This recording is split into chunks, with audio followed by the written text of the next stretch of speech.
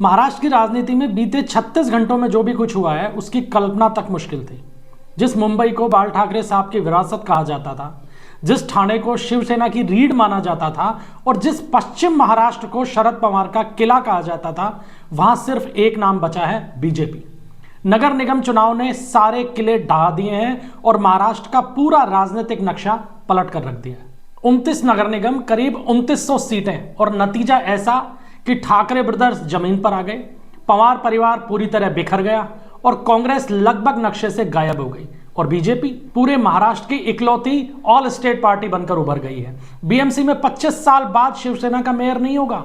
मुंबई, पुणे, नागपुर, नासिक, ठाणे, सब जगह भगवा लहर नहीं बल्कि भगवा सुनामी चल रही है और इस सुनामी में लिखा है बीजेपी। आज के वीडियो में देखिए कि कैसे देवेंद्र फडणवीस की साइलेंट प्लानिंग ने पूरे महाराष्ट्र को बीजेपी मय कर दिया है।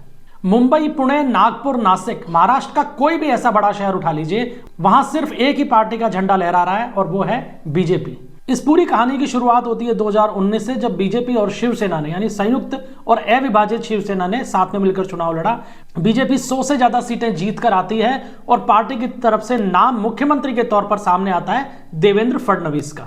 लेकिन देवेंद्र फडणवीस के नाम को सेंसर कर देते हैं उद्धव ठाकरे कि इनकी जगह किसी और को सीएम बनाया जाए। बीजेपी इसके लिए तैयार नहीं होती है और यहीं पर गठबंधन के टूटने की शुरुआत होती है। शिवसेना बीजेपी से रिश्ता तोड़ती है और कांग्रेस और एनसीपी के साथ में मिलकर सरकार का गठन कर लेती है।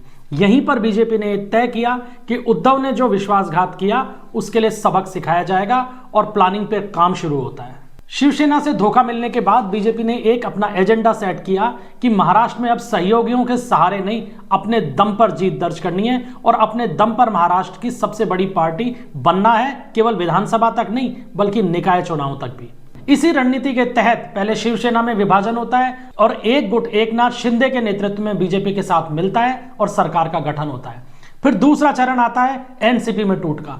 चूंकि उद्धव ठाकरे को बीजेपी से तोड़कर खुद के और कांग्रेस के साथ मिलाने में शरद पवार की भूमिका अहम रही, तो उसका बदला बीजेपी ने भी लिया और शरद पवार की एनसीपी टूटती है और अजीत पवार के नेतृत्व में एक धड़ा बीजेपी के साथ में मिल जाता है और सरकार बन जाती है। इसके बाद चुनाव में भी एकनाथ शिंदे और अजीत पवार साथ में बीजेपी के सहयोगी के तौर पर रहते हैं और विधानसभा में प्रचंड जीत दर्ज करते हैं। और फिर बारी आती है अपना आखिरी दाव चलने की, यानी नगरीय निकायों से कांग्रेस, एनसीपी और शिवसेना के सफाए की। और नतीजा सबके सामने है, उद्धव ठाकरे के हाथ से बीएमसी चली गई, पुणे और पिंपरी चिंचवाड़ जैसे गढ़ एनसीपी के हाथ से निकल गए और एकनाथ शिंदे की शिवसेना भी केवल ठाणे तक सिमट कर रह गई। यानी नगरीय निकायों में भी बीजेपी ने देवेंद्र फडणवीस के नेतृत्व में प्रचंड जीत दर्ज करते हुए तमाम दलों का सुपड़ा साफ कर दिया। और आज की तारीख में अगर पूरे महाराष्ट्र में किसी एक पॉलिटिकल पार्टी का असर दिखाई देता है तो वो सिर्फ बीजेपी है। यानी 2019 से जो ऑपरेशन चालू हुआ था उसकी परिणति अब साफ तौर पर सामने आती है और बीजेपी ने दिखा दिया है कि अगर उसके साथ गलत करोगे तो जवाब बहुत ही तेज और बहुत ही धुआंधार अंदाज में दिया जाएगा। और नगर निगमों के जो चुनाव परिणाम सामने आए हैं, इसमें पूरे के पूरे महाराष्ट्र की राजनीति को हिलाकर रख दिया है। हम आपको 5 बिंदुओं में बताएंगे कि दरअसल इन परिणामों का असर कहां है। पहली बात करते हैं बीएमसी। तो बीएमसी में उद्धव ठाकरे का 25 साल का राज खत्म हो गया। उन्हें पहले से अंदेशा था, इसलिए राज ठाकरे को उन्होंने साथ में मिलाया और मराठा अस्मिता का दांव भी चला। उत्तर भारतीयों के खिलाफ एक बार जहर उगला। अन्नामलाई, जो कि बीजेपी के दक्षिण भारतीय नेता हैं और बड़े कद्दावर नेता हैं, उन पर ऊटपटांग टिप्पणी की गई, लेकिन कोई दांव नहीं चला। 65 सीटों के ऊपर यूबीटी यानी उद्धव ठाकरे की पार्टी सिमट गई और कुल 72 सीटों के ऊपर यह गठबंधन सिमट गया और बीजेपी अपने दम पर 89 सीट जीतती है और एकनाथ शिंदे के साथ में 118 सीट जीतकर बीएमसी में बहुमत हासिल कर लेती है। तो साफ हो गया है कि बीएमसी से ठाकरे परिवार का राज खत्म हो गया है और भगवा लहरा रहा है, लेकिन अब उस भगवा पर ठाकरे परिवार की नहीं बल्कि बीजेपी की मोहर होगी। बीजेपी पहली बार बीएमसी में अपना मेयर बनाने जा रही है। दूसरा जो इन चुनाव नतीजों का परिणाम दिखाई दे रहा है वो एकनाथ शिंदे पे दिखाई दे रहा है कि एकनाथ शिंदे सिर्फ ठाणे के टाइगर रह गए। पूर्व मुख्यमंत्री और वर्तमान उप मुख्यमंत्री एकनाथ शिंदे के लिए भी ये नतीजे कड़वा सच लेकर आए हैं। बीएमसी के चुनाव में सब कुछ होने के बावजूद भी उद्धव ठाकरे दुगनी से ज्यादा सीटें जीत गए एकनाथ शिंदे से, और ये शिंदे के लिए झटका है। हालांकि अगर प्रदेश स्तर पर देखें तो प्रदेश स्तर पर साफ तौर पर यह दिखाई देता है कि शिवसेना के नाम पर पहचान केवल शिंदे गुट की बची है। उद्धव गुट पूरी तरीके से पूरे महाराष्ट्र से साफ हो गया है, लेकिन बीएमसी में शिंदे को वो सफलता नहीं मिली जो उन्हें उम्मीद थी। और इसके अलावा नवी मुंबई, कल्याण, डोंबिवली और नासिक जैसे इलाकों में भी वो फेल रहे हैं। तो संदेश बिल्कुल साफ है कि शिवसेना के नाम पर शिंदे का असर बना हुआ है, लेकिन एक पार्टी के तौर पर वो एक सीमित दायरे में सिमट कर रह गए हैं।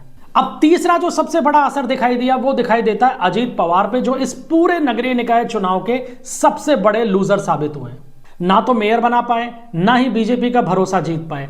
चुनाव अभियान के दौरान जिस तरीके से उन्होंने बीजेपी पे हमले किए, भ्रष्टाचार को लेकर आरोप भी लगाए, उसका नतीजा अब सामने आ गया है। बहुत बुरी हार का सामना करना पड़ा।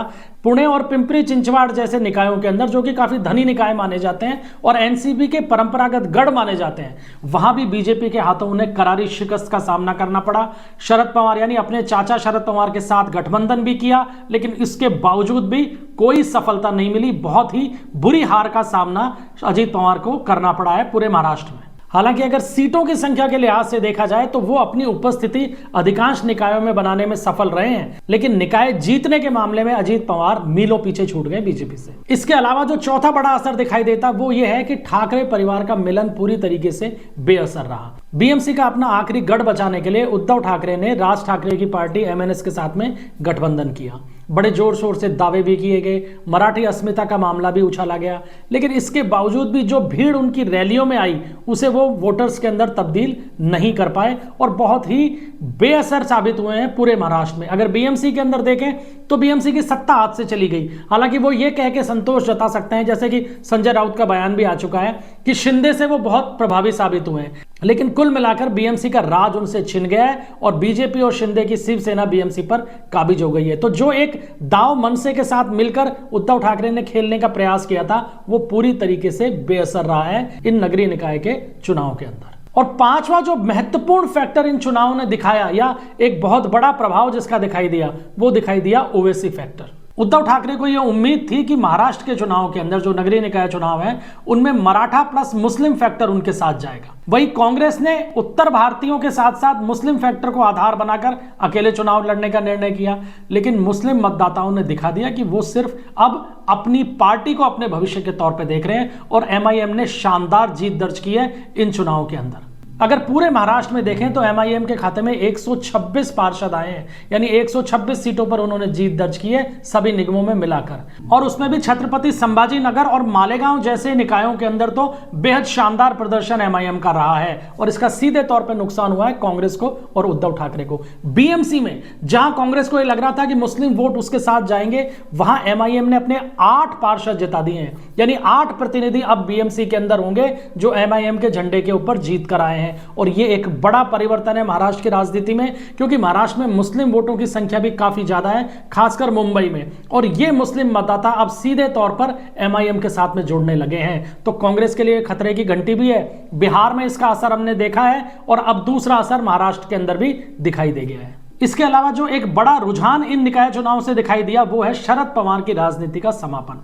महाराष्ट्र की राजनीति में अब शरद पवार की राजनीति लगभग खत्म हो गई है, क्योंकि बहुत ही खराब प्रदर्शन उनकी पार्टी का रहा है। अगर एनसीपी की भी गुटों की बात करें तो अजीत पवार शरद पवार की तुलना में बेहद प्रभावी साबित हुए हैं। हालांकि पूरे महाराष्ट्र की राजनीति में अजीत पवार भी नेपथ्य में चले गए हैं, लेकिन एनसीपी के गुट के नाम पर अगर देखें तो अजीत पवार आगे निकल गए हैं शरद पवार से। और एनसीपी शरद पवार का इन निकाय चुनाव में जो खराब प्रदर्शन रहा है उसने साफ तौर पर यह बता दिया है कि एनसीपी का जो शरद पवार गुट है उसका ग्राफ आने वाले समय में और नीचे आने वाला है और महाराष्ट्र की राजनीति से अब शरद पवार धीरे धीरे बिल्कुल समापन की तरफ बढ़ गए हैं। तो लबोलुआब यह है कि महाराष्ट्र की राजनीति में अब स्पष्ट तौर पे सिर्फ एक ऑल स्टेट पार्टी बची है, भारतीय जनता पार्टी। मुख्यमंत्री देवेंद्र फडणवीस ने यह साबित कर दिया है कि उन्हें विनिंग मशीन क्यों कहा जाता है। बीजेपी में जो एक नारा लगाया जाता है कि दिल्ली में नरेंद्र और मुंबई में देवेंद्र, उस नारे के ऊपर भी जनता ने अपनी मोहर लगाई है।